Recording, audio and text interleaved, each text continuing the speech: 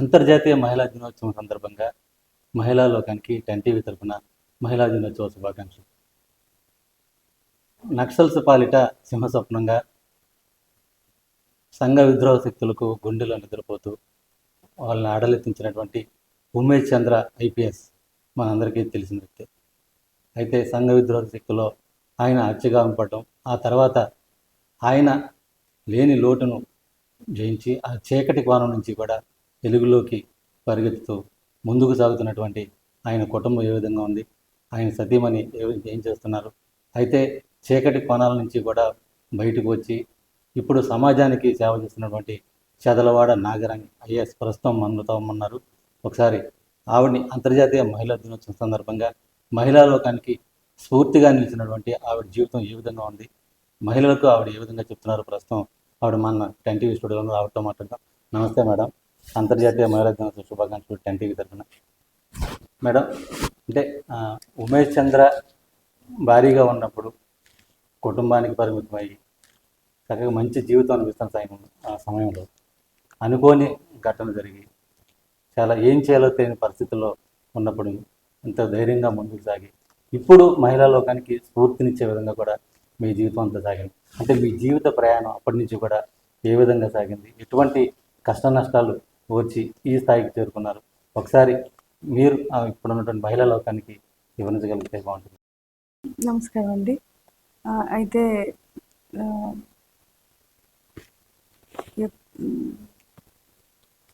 చాలా చిన్న వయసులోనే ఇట్లా ఉమేష్ గారిది అందరికీ తెలిసిందే.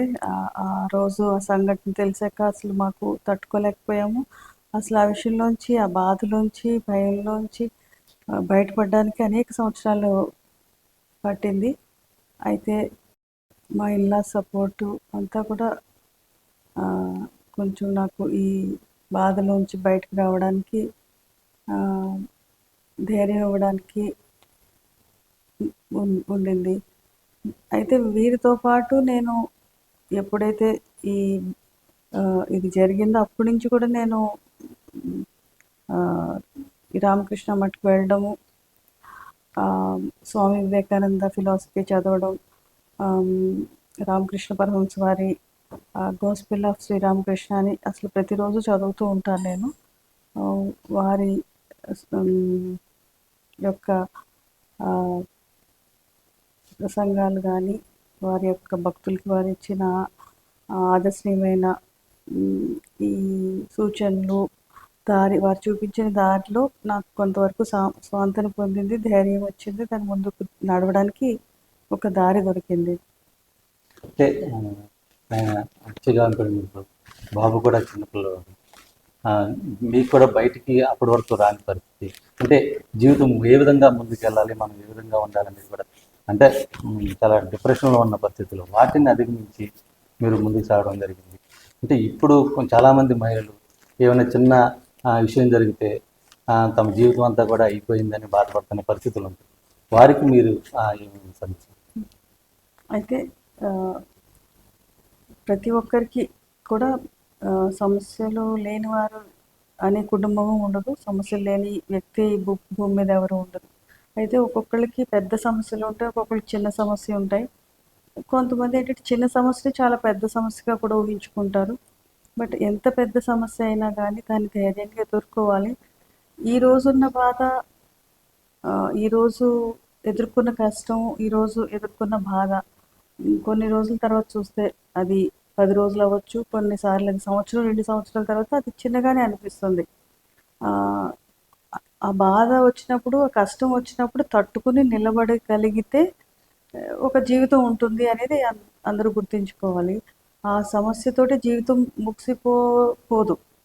ఆ ధైర్యంగా తట్టుకుని నిలబడడంలోనే, ఆ ధైర్యం చూపడంలోనే ఒక జీవితం ఉంటుంది అనేది తెలుసుకుంటే ఖచ్చితంగా జీవితంలో వచ్చే మార్పుల్ని ఆస్వాదించడానికి వీలుంటుంది. ఉమేష్ చంద్ర గారు అంటే మీకు ఎటువంటి సూచనలు సలహా ఇచ్చేవాళ్ళు, అంటే జీవితంలో ముందుకు రావడానికి ఏ విధంగా ఉండాలని చెప్పేవారు? అంటే పోలీస్ ఆఫీసర్లతో, అంటే అధ్యయనం చెందిన వాళ్ళు ఎవరికి కూడా విగ్రహం లేని పరిస్థితి. ఫస్ట్ టైము అంటే మన ఆంధ్రప్రదేశ్ కలిసి ఉన్నప్పుడు హైదరాబాద్ నగరంలో ఉమేష్ చంద్ర గారి స్టాచ్యూ కూడా పెట్టి అందరూ కూడా నివాళులర్పించిన పరిస్థితి. అంటే ఎలా అనిపిస్తాయి అంటే ఆ సిచ్యువేషన్ చూసినప్పుడు కానీ, ఆ విగ్రహం చూసినప్పుడు కానీ, తిన్నప్పుడు కానీ ఏ విధంగా ఉంటుంది? అంటే ఉమేష్ చంద్ర గారి గురించి తలుచుకుంటే విగ్రహం చూసినప్పుడే కాదు, వారి గురించి తలుచుకుంటే కూడా ఒకలాంటి స్ఫూర్తి వస్తుంది. అంటే వారు చాలా నిబద్ధతతోటి, చాలా డెడికేషన్తో వర్క్ చేశారు. అంటే ఆయన చేసిన ఏ వర్క్ అన్నా కానీ, ఏ జిల్లాలో చేసినా కంప్లీట్ డెడికేషన్తో చేసేవారు. ప్లస్ అందరినీ, అక్కడ ఉండే స్టాఫ్ అందరినీ కూడా కలుపుకొని వెళ్ళేవారు. అంటే ఎలా ఉండేది అంటే ఆయన ఇచ్చే మోటివేషన్ కానీ, ఆయన ఇచ్చే ధైర్యం కానీ, అక్కడికి వెళ్ళాలి అంటే అది ఎంత రిస్కీతో కూడిన పనన్నా కూడా సిబ్బంది అంతా కూడా చేసేవారనమాట. అంటే అలా చేయబట్టే ఆయన పేరు ఈరోజు అందరం గుర్తుపెట్టుకుంటున్నాము. అలాగే ఆయన టైంలో ఎవరు చేయలేనంత యాక్టివిటీస్ కానీ చేయడం జరిగింది. ఆయనతో ఉన్న మెన్ అందరూ కూడా అంత ధైర్యంగా ఈ ఎక్స్ట్రీమిస్ట్ యాక్టివిటీస్లో ఉన్న అవన్నీ కూడా ఎలిమినేట్ చేయడం, కంట్రోల్ చేయడం అంతా కూడా చాలా పెద్ద స్థాయిలో చేశారు. అదొకటే కాకుండా ఈ ఫ్యాక్షనిస్ట్ జిల్లాల్లో వర్క్ చేసినప్పుడు కూడా అక్కడ కూడా అదే విధంగా ఉత్తి ఫ్యాక్షన్ అనే కాకుండా అక్కడ ఈ ఇలీగల్ యాక్టివిటీస్ కంట్రోల్ చేయడం, తర్వాత విమెన్కి సంబంధించి కూడా రక్షణ కల్పించడంలో అత్యద్భుతమైన చర్యలన్నీ కూడా తీసుకున్నారు. ప్రతిరోజు ఈవినింగ్ అయ్యేటప్పటికి కొన్ని వందల మంది ఆయన కలవడానికి వచ్చేవారు, అందరినీ కలిసేవారు, అందరికీ ఒక భరోసా వచ్చేది. ఖచ్చితంగా అక్కడ వాళ్ళు ఏదైతే ఇబ్బందితో వచ్చారో, ఏదైతే సమస్యతో వచ్చారో ఆ సమస్యకు పరిష్కారం కూడా దొరికేది వారికి. ఒక అధికారిగా కాకుండా అంటే సమాజానికి మనం సేవ అందిస్తున్నాం, వాళ్ళ సమస్యలను మనం పరిష్కరించగలుగుతున్నాం, సమస్యలు ఉండబట్టి వాళ్ళు మన దగ్గరికి వస్తున్నారు అంటూ కూడా ఎంతో ఆప్యాయంగా అందరిని కూడా పలకరించేవాళ్ళు. ఇప్పుడు అటువంటి పరిస్థితి నుంచి కూడా అంటే ఆయన హత్యగా ఉంటున్న తర్వాత మీరు మళ్ళీ ఈ స్టేజ్కి రావడానికి సంబంధించి ఈ మధ్యలో అంటే ఎంత సమయం పట్టింది, మీరు ఏ విధంగా మోటివేట్ అయ్యి బయటకు వచ్చారు? అంటే బాధలోంచి బయటికి రావడానికి చాలా టైమే పట్టిందండి, చాలా సంవత్సరాలే పట్టింది. కాకపోతే ఏంటంటే మనకి శ్రీరామకృష్ణ పరమహంస ఫిలాసఫీ కానీ, స్వామి వివేకానంద ఫిలాసఫీ కానీ చూస్తే మనకు ఒకటి చెప్తారు, మనకున్న సమస్య ఖచ్చితంగా పెద్దగానే అనిపిస్తుంది, బట్ పక్కవారి సమస్యను కూడా చూడండి, చూస్తే మన సమస్య మనకున్న సపోర్టు దాని విలువ అర్థమవుతుంది. సో పక్కవారి సమస్య ఎప్పుడైతే మనం చూసామో మనం మన వారికి ఏ విధంగా సహాయం చేయగలమా అని ఆలోచించే విధానంలో మన సమస్యని మనం దాటుకుని రావడానికి కూడా వీలు కలుగుతుంది. ప్రభుత్వ ఉద్యోగంగా బాధ్యత చేపట్టిన తర్వాత అనేక రంగాల్లో పనిచేయడం జరిగింది. అంటే జౌలి శాఖ కానీ, లేదంటే టెక్నికల్ ఎడ్యుకేషన్ సంబంధించిన ఐటీడీ, అంటే ఎక్కడ పనిచేసినా మీకంటూ కూడా ప్రత్యేక గుర్తింపు పొందడం జరిగింది. మీకు బాగా నచ్చింది, నేను ఈ పని చేశాను, నాకు ఇది బాగా మనస్తృప్తిని కలిగించింది అనే సిచ్యువేషన్ ఏమి? అది చాలా ఉన్నాయండి, అన్నీ ఇప్పుడు ఏం చెప్పలేను. కానీ ప్రతి చోట అంటే నేను ఫస్ట్ నల్గొండలో ఆర్డీఓగా స్టార్ట్ చేసినప్పుడు కానీ, కర్నూలులో ఆర్డీఓ చేసినప్పుడు కానీ, ఐటీడీఎస్లో కానీ చాలా అలాగ గుర్తుండిపోయి చాలా ఉన్నాయి. ఉదాహరణకి కర్నూలు తీసుకుంటే ఓరకల్లో ఒక 40 ఎకరాలు ల్యాండ్ సీలింగ్లోకి వెళ్ళిపోయిన ల్యాండ్, అది ఎన్నో సంవత్సరాలుగా అది సాల్వ్ అవ్వంది. నా టైంలో నేను రిక్వెస్ట్ చేస్తే అది సాల్వ్ అయింది, ఇమీడియట్గా సాల్వ్ అయింది. అది అట్లా అయింది అంటే కూడా నేను చెప్పలేను. అది వెంటనే అక్కడ ముందుకు వచ్చి ఇచ్చేసేయడం అయింది. అందరికీ కూడా, రైతులకు కూడా పంచడం జరిగింది, చిన్న సన్నగా రైతులందరికీ కూడా ఆ భూమిని ఇవ్వడం జరిగింది. దాంతోపాటు ఐటీడీఏలో కొన్ని వేల ఎకరాల్లో జీడి మామిడి తోటల పెంపకం కానీ, ఇట్లా మనం ఫోకస్ పెడతాము, ఫోకస్ పెడితే పని ఉంటుంది, పని జరగాలి, అచీవ్మెంట్స్ కూడా ఉంటాయండి. అలాగే ఐటీడీ టెక్నికల్ ఎడ్యుకేషన్ సంబంధించి కూడా టెక్నికల్ ఎడ్యుకేషన్లో చాలా తక్కువ ఉద్యోగాలు, అంటే పాలిటెక్నిక్ చదవడం ఇట్లా చాలా తక్కువ ఉద్యోగాలు వస్తూ ఉంటాయి. అట్లాంటిది మీరు ఉద్యోగాల శాతాన్ని కూడా మొత్తం పెంచడం జరిగింది విద్యార్థులకు సంబంధించి కూడా, అంటే వందల నుంచి కూడా వేలకు జరిగింది. అంటే ఇది ఎలా సాధ్యమైంది, అంటే ఏ విధమైన ఆలోచన ఎక్కువ మందికి? అది మనకి ఇప్పుడు ఒక డిపార్ట్మెంట్లో ఉన్నప్పుడు అక్కడ ఉన్న స్టేక్ హోల్డర్స్ అందరితోటి కూడా మనం మాట్లాడాలి, అక్కడ సమస్యలు ఏముంది. నేను అక్కడ అందరితోటి మాట్లాడాను, అక్కడ పాలిటెక్నిక్ ప్రిన్సిపల్స్తో మాట్లాడాను, ప్రైవేట్ కాలేజ్ ప్రిన్సిపల్స్తో మాట్లాడాను, ఈ పిల్లలు చదువుకున్న పిల్లలందరూ ఎక్కడికి వెళ్తారు? ఉద్యోగాలకి ఏ కంపెనీస్‌లోకి వెళ్తారో అక్కడ అనేక మంది ఇండస్ట్రియలిస్ట్‌తో మాట్లాడాను. ఆర్గనైజేషన్స్‌తో మాట్లాడాను నేను. కన్ఫెడరేషన్ ఆఫ్ ఇండియన్ ఇండస్ట్రీ గానీ, తర్వాత డిఫరెంట్ అసోసియేషన్స్ ఆఫ్ ఇండస్ట్రీ అందరితో మాట్లాడినప్పుడు అక్కడున్న సమస్యలేంటి? ఆటిని ఏ విధంగా ఫిల్ చేయాలి? ఆళ్ళకి విపరీతమైన ఉద్యోగుల డిమాండ్ ఉంది, డిప్లొమా హోల్డర్స్. ఆ విషయాన్ని పిల్లల దగ్గరికి తీసుకెళ్ళినప్పుడు పిల్లలు ఎవరికీ ఉద్యోగాలకు వెళ్ళడానికి ఇంట్రెస్ట్ లేదు. ఎందుకంటే ప్రతి డిప్లొమా విద్యార్థి కూడా ఇంజినీరింగ్‌కి వెళ్ళడానికి జాయిన్ అవుతూ ఉంటారు. అయితే ఇంజినీరింగ్‌లోకి వెళ్ళాక అక్కడ ఉద్యోగ అవకాశాలు చాలా తక్కువున్నాయి. బట్ డిప్లొమా విద్యార్థులకు విపరీతమైన అవకాశాలున్నాయి. ఆ విషయాలన్నీ పిల్లలకి అవగాహన చేపిచ్చాము. ఒక అవేర్‌నెస్, అనేక పేరెంట్స్‌కి అవేర్‌నెస్, పిల్లలకి అవేర్‌నెస్, ఎలాంటి ఉద్యోగ అవకాశాలు అన్నీ కూడా విడమర్చి పిల్లలకి పదే పదే చెప్పాము. అన్ని కంపెనీస్‌తో కూడా వాళ్ళు డైరెక్ట్‌గా మాట్లాడడం, చేయడం, ఇట్లాగా కొంత మార్పు జరిగింది. అంటే కేవలం ఉద్యోగాలనే కాకుండా అక్కడ స్కూల్, కాలేజెస్ డెవలప్ చేయడం, టీచర్స్ ట్రైనింగ్, అంటే ఒక్కొక్క టీచరు కూడా అక్కడ జాయిన్ అయిన లెక్చరర్స్ 25, 30 ఏళ్ళు అయినా కూడా ఎప్పుడైతే వాళ్ళు చదువుకున్నప్పుడు ఏమి చదువుకున్నారో అయ్యే ఇప్పుడు బోధిస్తున్నారు. అట్లా కాకుండా మారుతున్న టెక్నాలజీకి అనుగుణంగా వాళ్ళు సిలబస్‌ని మార్చాము. టీచర్స్, ప్రొఫెసర్స్‌కి, లెక్చరర్స్‌కి కూడా ట్రైనింగ్స్, ఇండస్ట్రీస్‌కి పంపించి ట్రైనింగ్స్ ఇప్పించడం జరిగింది. సో, అక్కడ సమస్య ఎక్కడుంది అనేది తెలుసుకుంటే దానికి సొల్యూషన్స్ కూడా వస్తాయి. దాని మీద నిరంతరాయంగా వర్క్ చేస్తూ ఉంటే ఖచ్చితంగా ఒక మంచి చేంజ్ అనేది ఉంటుందండి. ఇప్పుడు పశ్చిమ గోదావరి జిల్లా కలెక్టర్గా సేవలు చేస్తాం. మీకంటే మేము కూడా చూడటం జరిగింది దగ్గర నుండి. అంటే బాడుగులు వచ్చినప్పుడు కానీ, వరదలు వచ్చినప్పుడు కానీ, మీరే డైరెక్ట్గా ఆ సిచ్యువేషన్, అంటే ఆ ప్రదేశాలకు వెళ్ళి అక్కడ ఉన్న పరిస్థితులు పరిశీలించడం, ఇవన్నీ కూడా చూడటం. అంటే ఉద్యోగులు, అక్కడ పనిచేసే ఉద్యోగులకు కానీ, లేకపోతే ప్రజలకు కానీ, అంటే ఒక మెసేజ్ ఓరియంటెడ్, అంటే అక్కడ ఎటువంటి ప్రాబ్లం లేదు అనేది చెప్పడానికి సూచించే విధంగా కూడా చాలా సేవలు అందించడం జరుగుతుంది. అంటే మీకు అంత ధైర్య సాహసాలన్నీ కూడా ఏదైనా సిచ్యువేషన్ జరిగినప్పుడు అక్కడికి వెళ్తాం అనేది కూడా చాలామంది అధికారులు ఆఫీస్లో ఉండి సూచనలు ఇస్తూ ఉంటారు కింద సిబ్బంది.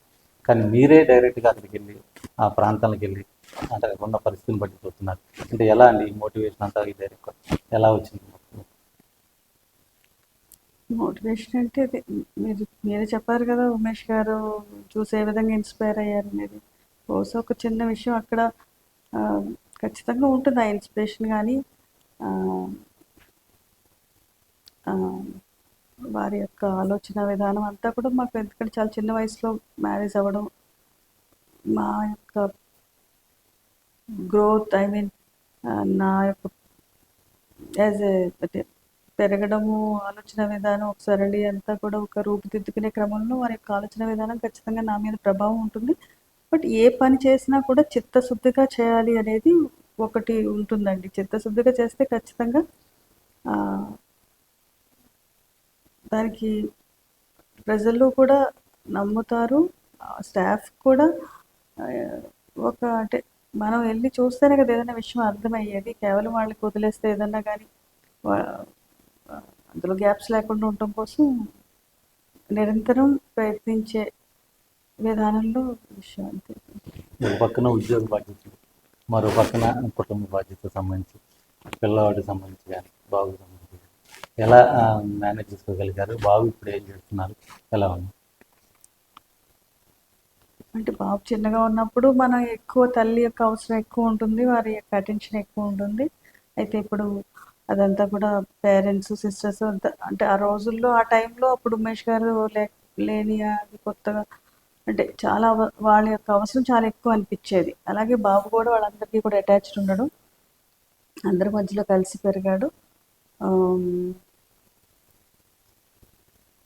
ఇప్పుడు బాబుది అంటే ఎంఎస్ అయిపోయిందండి. యూఎస్లో ఉన్నాడు బాబు. ఎంఎస్ అయ్యి ఉద్యోగం కూడా చేస్తున్నాడు. చాలా సక్సెస్ఫుల్గా ఉన్నాడు. మంచి కెరీర్లో ఉన్నాడు. అంటే తండ్రి ఐపీఎస్, తల్లి ఐఏఎస్, బాబు కూడా సర్వీస్లోకి వచ్చే అవకాశం ఏముందా? ఆ విధంగా ప్రిపేర్ అవుతుంది?